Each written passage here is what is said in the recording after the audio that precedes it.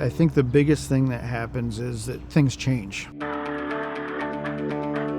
So if I'm not continually learning, if I'm not continually re-educating the firefighters, they're doing skills and tactics that were 5-10 years ago, and things have changed. You know, the fires burn differently today. The materials that are in those fires burn differently. We know a lot more about the exposures to our bodies and the cancer, effect and all of those type of things. So the continuing education piece is to stay current, to stay relevant. And let's face it, if I went to a training last week, I'm going to remember a very small percentage of that today or next week. And that percentage is going to get even less over time. So I need to continually reinforce those skills and reinforce those ideas.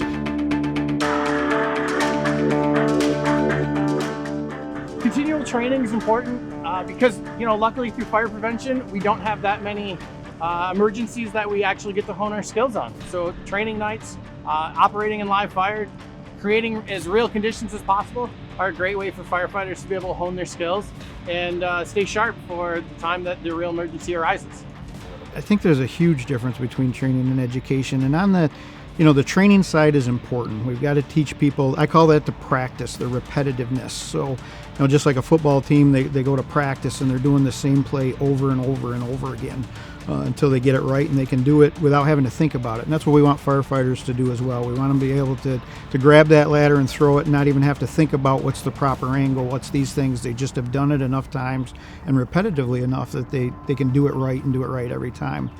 The educational component of that is when we start looking at the whys. And, I've found that it's really important that we spend a little more time than we have probably in the past on the education piece of it, because we can teach somebody how to do something and they'll just instinctively do it. But if we teach them the why, the education component of it, now it starts to make sense.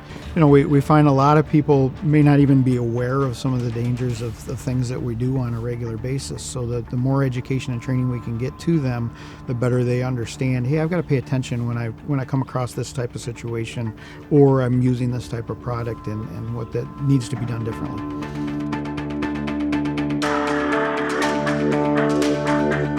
With technology, stuff is changing. So we have to change with the times. I get it that there is a lot of people in fire departments that are stuck in their ways. You got to come out of that, because if you compare what these trucks have on it now and you compare a truck that was from 1995, it's not the same.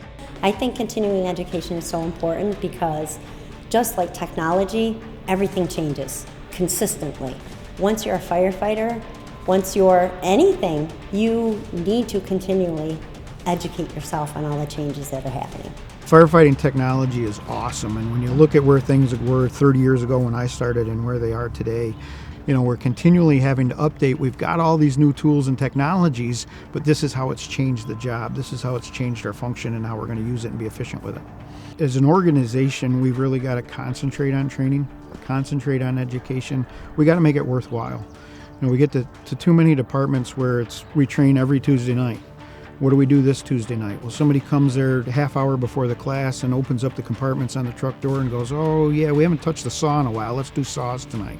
That's not training or education. You need a plan. You need to let people know ahead of time what they're going to be doing, and then you got to make it worth their while. We're asking folks to spend a lot of time training. We're asking folks to spend a lot of time away from their families, away from their jobs, away from everything else. We've got to take the time to make it worthwhile when they get here. Make sure that we've got a plan, that we execute our plan, and that when everybody leaves, they leave with something that they didn't have when they walked in the door to begin with.